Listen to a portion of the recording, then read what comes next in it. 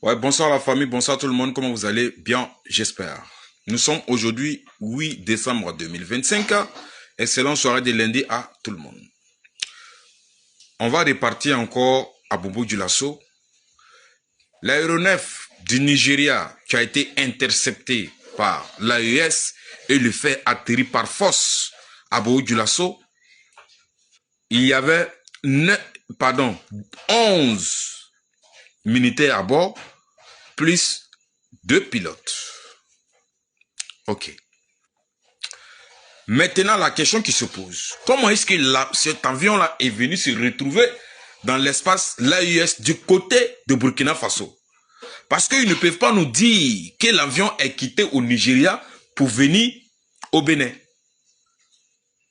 Parce que le Nigeria ne fait pas frontière avec le Burkina Faso côté Bénin. C'est pas possible.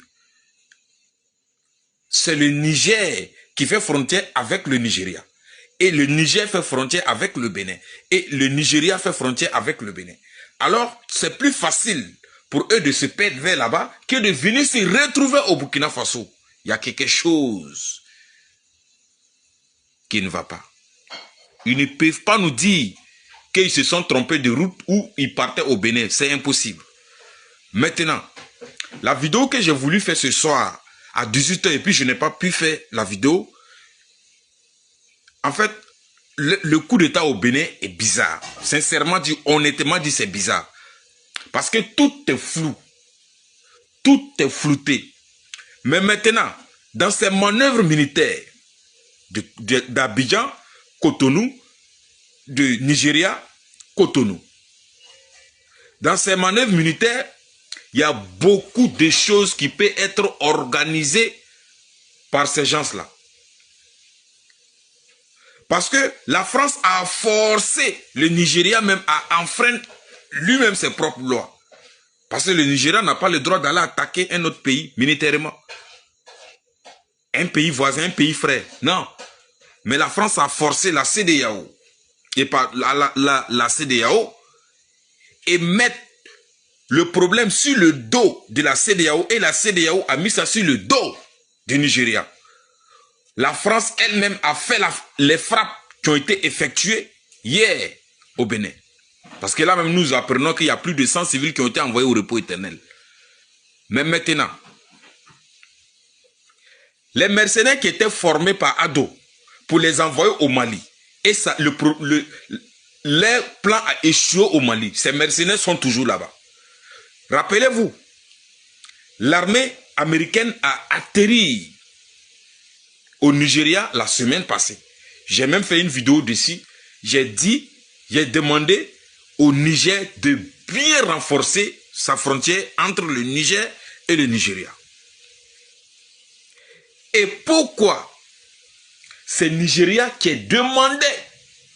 Or, l'armée américaine se trouve au Nigeria. Là, l'AES doit faire très attention par rapport à ce qui se passe au Bénin. Très vigilant. La frontière entre le Bénin et le Burkina Faso doit renforcer la frontière. Les anti-aériens doivent être en alerte. En moindre mouvement, il faut déposer. Le Niger doit renforcer également. Parce que la situation qui se passe, s'il y a un plan derrière, ce n'est pas le Burkina Faso, c'est le Niger. S'il y a un plan, un faux coup derrière ce qui est en train de se passer, ça sera le Niger. Je dis bien, ça sera le Niger. Parce que l'armée américaine est au Nigeria. L'armée française est au Bénin. Le Bénin fait frontière avec le Niger. Le Nigeria fait frontière avec le Niger. Donc, ils peuvent organiser un faux coup rapidement. Mais avec le Burkina Faso, ça sera un peu difficile. Avec le Mali aussi, ça sera un peu difficile. Donc, les anti-aériens du Niger doivent être en alerte rouge vers le Nigeria et vers le Bénin. Parce que ceux-là, c'est des mercenaires qu'ils ont formés contre le Mali. Ils sont toujours en Côte d'Ivoire. Dans ces manœuvres-là, ils sont venus les verser au Bénin. Et ceux qui sont quittés au Nigeria, ils sont venus les verser au Bénin. Pourquoi? Pour faire quoi? Donc l'AIS doit faire très attention à ce qui se passe au Bénin. Je répète, très attention. Les frontières doivent être très bien renforcées. Même mouche, il faut les faire atterrir. Même moustique, il faut les faire atterrir. Parce qu'ils peuvent organiser tout ce qu'ils veulent. Parce qu'ils peuvent organiser ça là. Pour distraire l'AES, nous allons nous concentrer sur le coup d'État. Or, ils sont en train de préparer autre chose contre le Niger.